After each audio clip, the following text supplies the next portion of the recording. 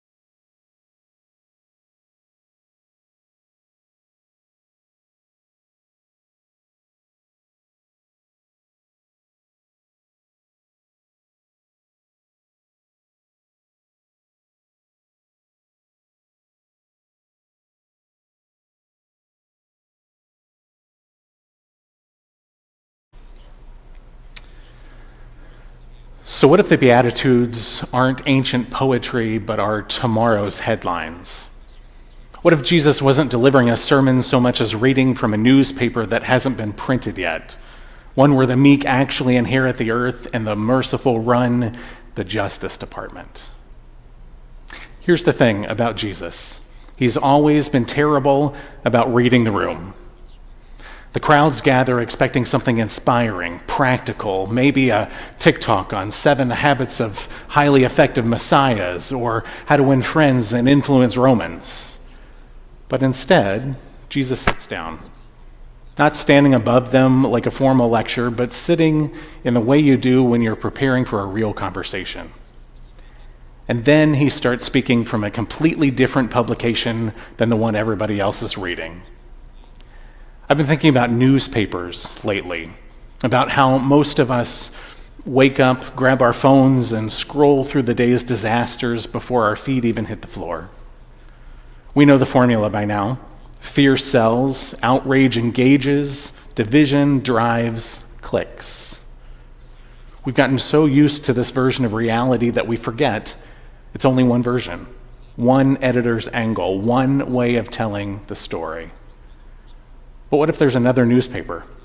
What if there's a publication reporting on a deeper reality, one where the currency is mercy, the economy runs on justice, and the long-term forecast always points toward the reign of God? What if Jesus, sitting on that hillside with dust on his sandals, opens the paper and starts reading headlines nobody else can quite see yet? Blessed are the poor in spirit, for theirs is the kingdom of heaven. Wait, what? In our headlines, the poor in spirit are told to download a mindfulness app or practice gratitude and practice abundance. Nobody's handing them kingdoms. Blessed are those who mourn, for they will be comforted. Our world prefers grief that is efficient and contained.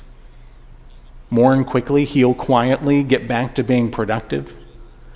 But Jesus is reading from a paper where grief is held, not rushed. Blessed are the meek, for they will inherit the earth.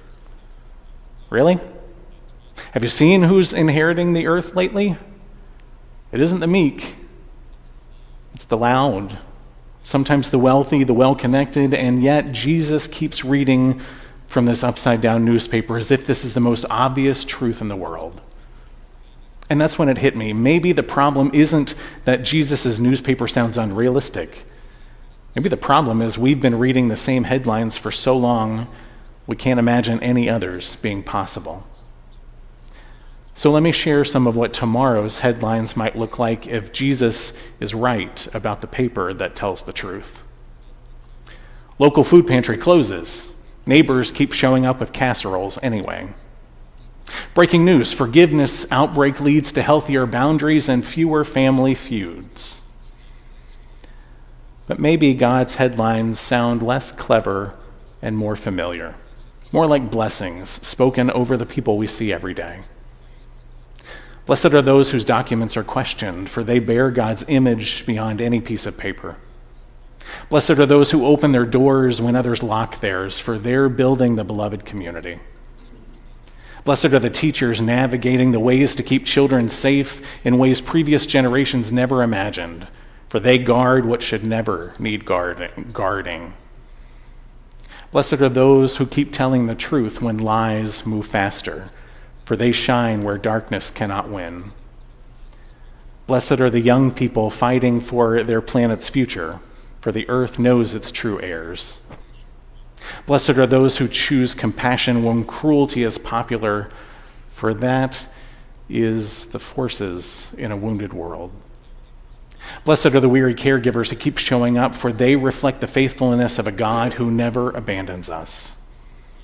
Blessed are those who are called to believe in justice, for they see how God dreams it to be. These aren't new attitudes. They're the same blessings translated into our language.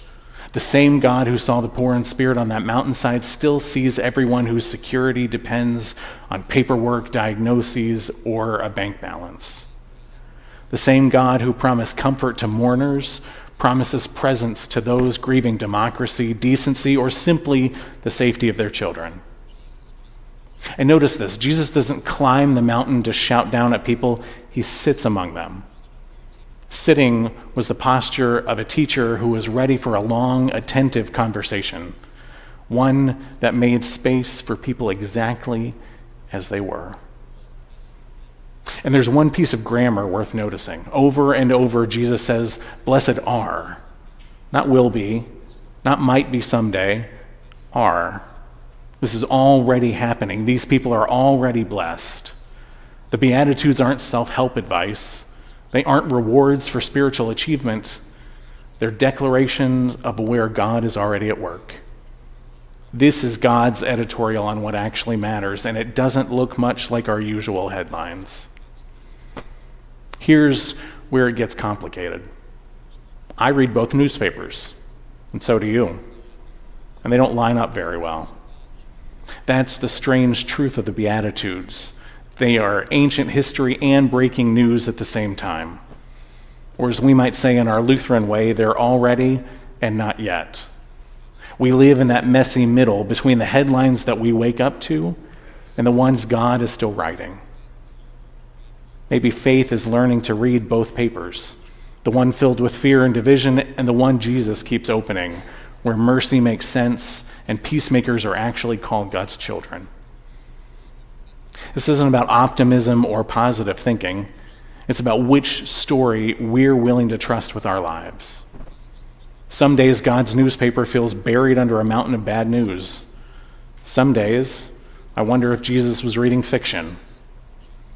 And then I see someone choose mercy when revenge would be easier. And I think, wait, that's tomorrow's headline showing up early. So here's the question that I've been wrestling with all week. What if we're not just reading God's newspaper? What if we're in it? Every act of mercy, every moment where mourning is paired with a moment of justice, these are us becoming a living beatitude. What if your refusal to give up on justice, even when it feels futile, is part of God's front page for next week? I can't promise you what newspaper will be right about tomorrow, but I can tell you which one Jesus is reading. And his has a better ending. The meek inherit the earth. The merciful receive mercy. The pure in heart see God. That's not naive. That's not neutral.